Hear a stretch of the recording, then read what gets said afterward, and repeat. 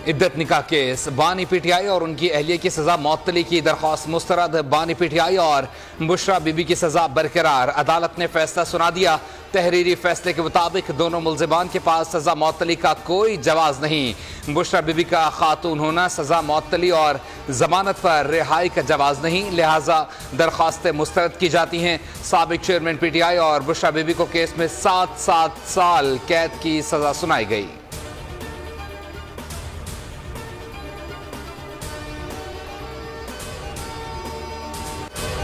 तहरीक इंसाफ ने बानी पीटीआई और उनकी अहलिया के खिलाफ इद्दत केस के फैसले को चैलेंज करने का ऐलान कर दिया। कौमी असम्बली में अपोजिशन लीडर उमर अयूब ने कहा कि फैसले को हाई कोर्ट में चैलेंज करेंगे। हम इस फैसले की मजम्मत करते हैं। तहरीक इंसाफ के रिहा होने तक कोई बातचीत नहीं होगी। हमारी तहरीक तेजी से आगे चलेगी और हर जगह मुजाहरे करेंगे।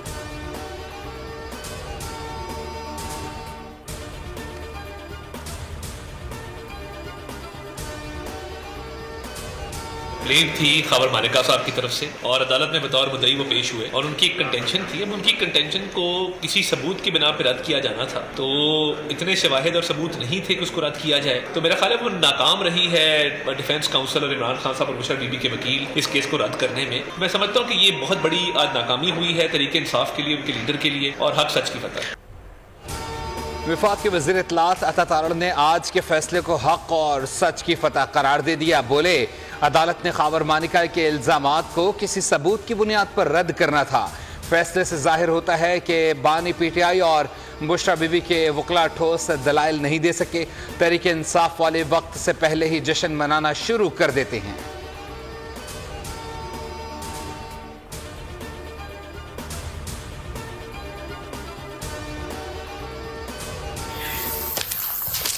सजा मिली पार्टी को क्योंकि इंटर पार्टी इलेक्शंस हुए ही नहीं एज अ कॉन्सिक्वेंस।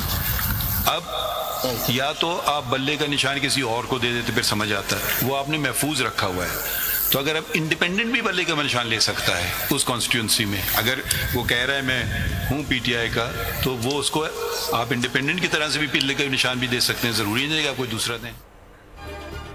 पीटीआई को पार्टी इंतखाबात ना कराने की सजा मिली। फैसले की गलत तशरीह का कोई इलाज नहीं। निशान से कंफ्यूज ना करें।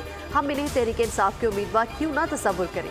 सुनिए इत्तेहाद काउंसिल की मखसूस नशिस्तों से मुतालिक केस में चीफ जस्टिस काजी फाइज ईसा के रिमार्क्स। जस्टिस मुनीब अख्तर ने कहा कि सुप्रीम कोर्ट का मकसद तहरीक इंसाफ को इंतखाबात से बाहर करना हरगिज नहीं था। जस्टिस अतहर मिनुल्लाह बोले, इलेक्शन कमीशन ने सुप्रीम कोर्ट के फैसले की गलत तशरीह करके मेजर पार्टी को इलेक्शन से निकाल दिया। केस की समाअत 1 जुलाई तक मुलतवी।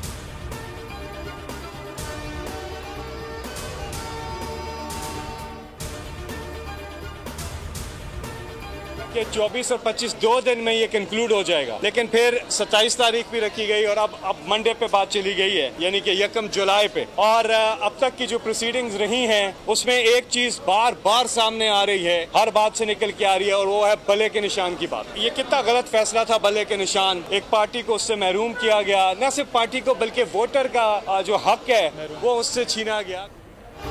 पहले कहा गया था 2 दिन में काम खत्म हो जाएगा, अब मखसूस नशिस्तों का मामला 1 जुलाई पर चला गया है। बल्ले के निशान से पार्टी को महरूम करना इंतहाई गलत फैसला था। पीटीआई रहनुमा फैसल जावेद की सुप्रीम कोर्ट के बाहर मीडिया से गुफ्तगू। बोले, पार्टी को मखसूस नशिस्तों से महरूम करना वोटर के हुकूक की पामाली है।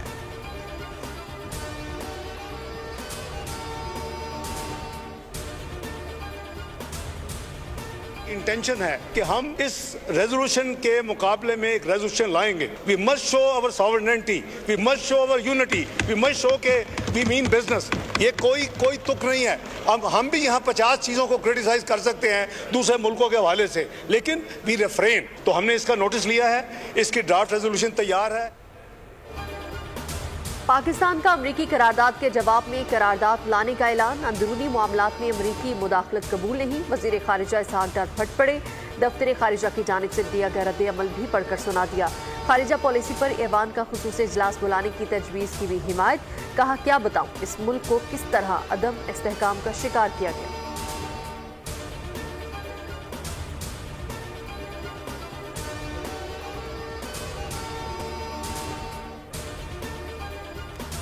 दहशतगर्दों के खिलाफ ऑपरेशन लाजिम मलजूम करार दे दिया। वज़ीर दिफा ख्वाजा आसिफ का मौशी मसाइल से निकलने के लिए बड़ा ऐलान। अमरीकी नशाती इदारे को इंटरव्यू में कहा, अगर ज़रूरत पड़ी तो कलदम TTP की सरहद पार पनागाहों को भी निशाना बनाया जा सकता है। बानी PTI अपने दौर में 4 से 5 हज़ार तालिबान पाकिस्तान लेकर आए। कलदम TTP की पनागाहें पाकिस्तान में भी मौजूद हैं, जिनको ख़त्म करना इंतहाई ज़रूरी है।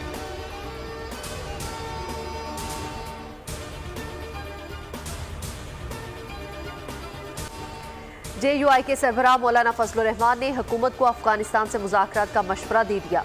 बोले, ईरान से दोस्ती हो सकती है तो अफगानिस्तान से क्यों नहीं। मीडिया ब्रीफिंग में बताया कि कबायली जुर्गे ने ऑपरेशन अज़्म इस्तेहकाम को मुस्तरद कर दिया।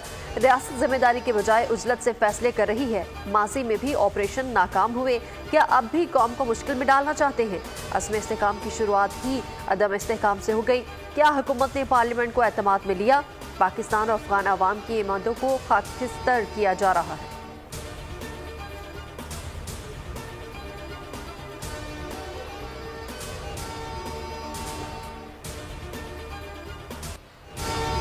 तेज आंधी के साथ बारिश, कराची का मौसम बेहतर। दिन भर शदीद गर्मी के बाद कराची के मुख्तलिफ इलाकों में बादल बरस पड़े। कराची का पारा 40 डिग्री तक गया, फिर बादल आ गए। सबसे ज्यादा बारिश सुरजानी में 22 millimetre record. Federal B area, north Karachi, Gulshan में मार, IH चंडीगढ़ रोड और सदर में भी बादल बरस पड़े। मलीर, कोरंगी, इब्राहिम हैदरी के अतराफ हल्की बारिश। गुलशन और गुलिस्तान जौहर में भी तेज आंधी। महकमा मौसमियात की कल भी बारिश की पेशगोई। बल्दे उज़्मा कराची की जानिब से रेन एमरजेंसी नाफिज।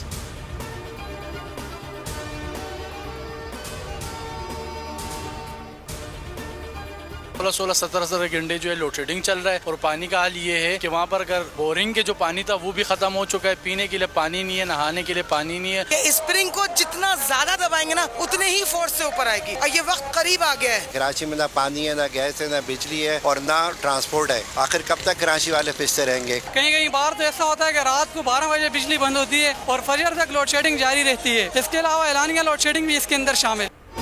थोड़ी सी बारिश ने के इलेक्ट्रिक को बड़ा बहाना फ्राहम कर दिया। बारिश का सबसे ज्यादा असर के इलेक्ट्रिक पर हुआ। चंद कतरों ने के इलेक्ट्रिक का तकरीबन पूरा सिस्टम बिठा दिया। बारिश की पहली बूंद गिरते ही के इलेक्ट्रिक के 400 फीडर्स ट्रिप कर गए। मुख्तलिफ इलाकों की बिजली बंद। शहरी फिर गर्मी के आजाब से दो चार। फनी खराबी के नाम पर मुख्तलिफ इलाकों में 3 घंटे से बिजली बंद। बारिश तो खत्म हो गई, अब शहरी अंधेरे में बिजली के इंतजार में बैठे।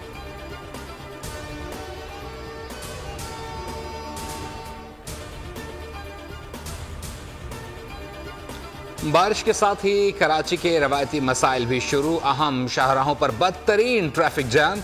दफातर से घर जाने वाले शहरी फंस गए। शाहीन कॉम्प्लेक्स, नर्सरी, सदर, 3 तलवार, MA जिना रोड, आयशा मंजिल, लियाकताबाद, 3 हट्टी, नाजमाबाद, गुरु मंदिर में भी गाड़ी की कतारें।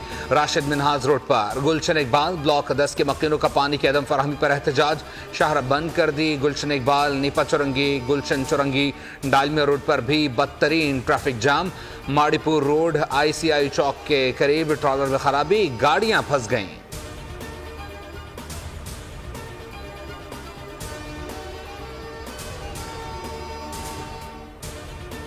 ठट्ठा, सजावल, सांघर, टंडवाला यार्ड, जामशोरो, कोटरी, हाला, मीरपुर खास और थर में बादल बरस पड़े। मूसलाधार बारिश से जल थल एक हो गया। सड़कें तालाब बन गई, सब डूब गया। गर्मी का जोर टूट गया। मुरझाए चेहरे खिल उठे। मौसम खुशगवार। नूरियाबाद में आंधी ने तबाही मचा दी। छतें और दीवारें गिरने के वाकयात में 7 साला बच्चा जान से गया। 3 बच्चे जख्मी हुए। हाई ट्रांसमिशन लाइन के 2 टावर्स भी गिर गए। बिजली की फराहमी मुअत्तल रही।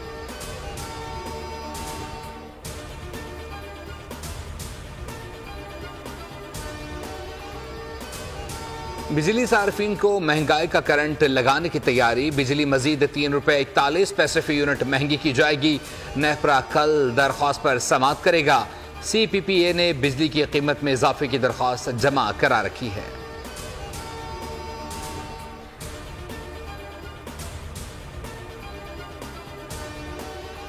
बनाया हुआ मैनिफेस्टो है। इस क्लाइमेट चेंज पर मैनिफेस्टो के अगेंस्ट सूबाई हुकूमत काम कर रही है। स्पीकर साहब, इनके कौल और फेल में तजाद है।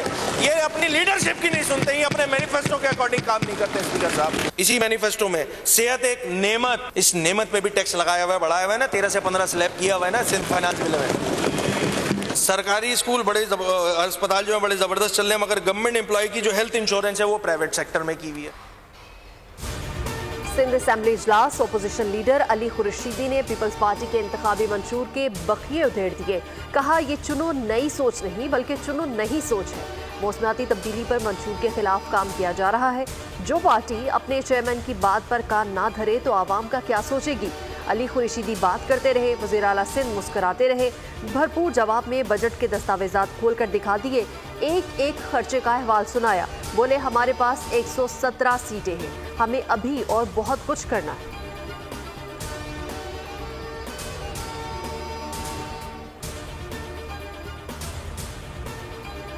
Democracy is the greatest revenge. ये सूबा सिंध ने करके दिखाया है। ये सूबा सिंध के इस तरफ जो मेंबरान हैं, इधर काफी दोस्तों ने बात करके कैसे दिखाया। आसिफ अली जरदारी साहब वाहिद सदर हैं, 2008 में भी इलेक्ट हुए, आपने भी वोट किया, आपकी जमात ने। आसिफ अली जरदारी साहब दोबारा सदर मुंतखब हुए, ये डेमोक्रेसी का रिवेंज है। मुझे और वज़रा को लवाहिकीन के पास जाना चाहिए था, यह हमारी गलती है। वज़ीर आला सिंध मुराद अली शाह ने सूबे में जनवरी से अब तक डकैती मज़ाहमत में जाम बहक अफराद के लवाहिकीन को फीकस 10 लाख रुपए देने का ऐलान कर दिया। सिंध असेंबली में खिताब करते हुए कहा कि जनवरी से अब तक डकैती के दौरान 84 अफराद की जान गई, उनके लवाहिकीन को 10 लाख रुपए देंगे।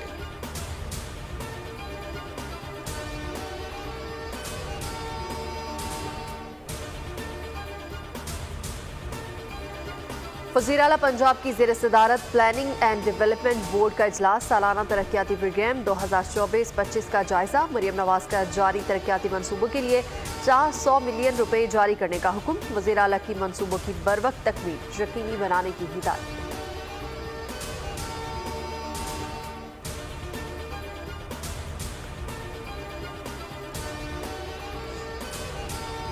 गुजरावाला में घरेलू तनाज़ा खूनी रंग इख्तियार कर गया। मुलजिम ने बीवी और साले को कत्ल कर दिया। छत पर सो रहे थे कि फायरिंग कर दी, 3 अफराद जख्मी। मुलजिम ने मरने वालों के सरों में गोलियां मारी। IG पंजाब का नोटिस, RPO से वाक़े की रिपोर्ट तलब कर ली।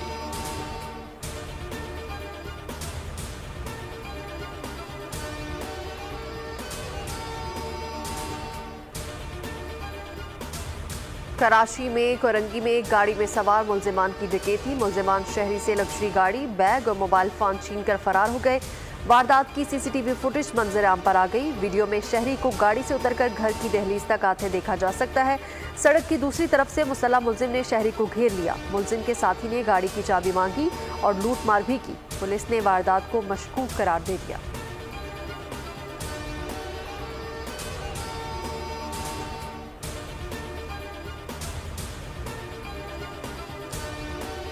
कराची के सबसे बड़े सिविल अस्पताल का बुरा हाल, स्ट्रेचर्स ही मौजूद नहीं, लाशें ज़मीन पामाल। तिब्बी इमदाद के मुंतज़िर मुतअद्दिद मरीज एम्बुलेंसेज में रुल गए। MS सिविल अस्पताल का कहना है कि अस्पताल की इमरजेंसी में यौमिया 7 से 8 हज़ार मरीज आते हैं। 100 स्ट्रेचर्स और 150 व्हील चेयर्स इतने मरीजों के लिए नाकाफी हैं।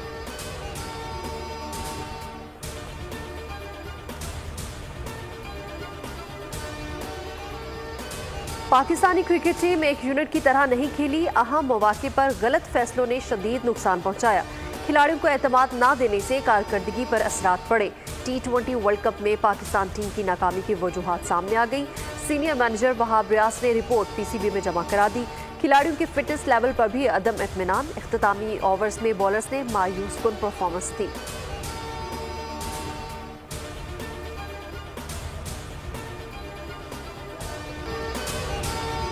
T20 वर्ल्ड कप के दूसरे सेमीफाइनल में भारत की बैटिंग जारी। बारिश की वजह से मैच ताखिर से शुरू हुआ। भारत और इंग्लैंड के सेमीफाइनल के लिए रिजर्व डे के बजाय 250 मिनट का इजाफी वक्त रखा गया है। मुसलसल बारिश की वजह से मैच मनसूख होने की सूरत में भारत सुपर 8 मरहले की पहली पोजीशन की बुनियाद पर फाइनल में पहुंच जाएगा।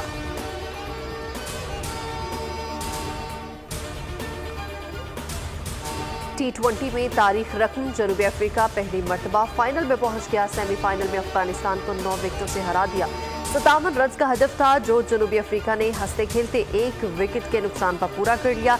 हैंड्रिक्स ने 29 और मार्करम ने 23 रन बनाए। तबरेज शम्सी की जादुई बॉलिंग 11 गेंदों पर 6 रन दिए और 3 खिलाड़ी आउट किए। फास्ट बॉलर मार्को जैनसन की तबाहकुन बॉलिंग 3 विकेटें हासिल करने पर प्लेयर ऑफ द मैच करार।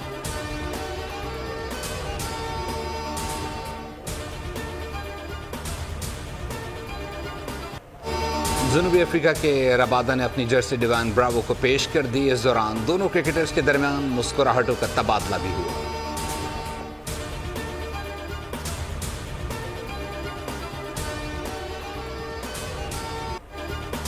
यूरो फुटबॉल कप जॉर्जिया की नॉकआउट मरहले तक रिसाई। साबिक चैंपियन पुर्तगाल को 2-0 से हैरानकुन शिकस्त दे दी। तुर्की ने चेक रिपब्लिक के खिलाफ आखिरी लम्हात में 2-1 से फतह हासिल करके आखिरी 16 टीमों में जगह बना ली।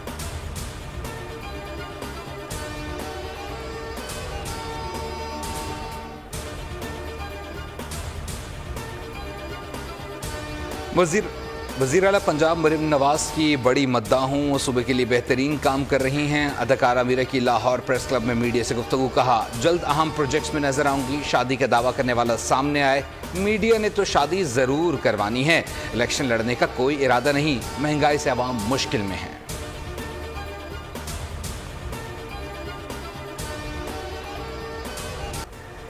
और मॉस्टर तक फौजी सामान पहुंचाने का मिशन कैसे तय होगा ये खतरनाक सफर। एक्शन और थ्रिल से भरपूर Hollywood movie the architect Conway का ट्रेलर जारी। फिल्म 26 जुलाई को रिलीज की जाएगी।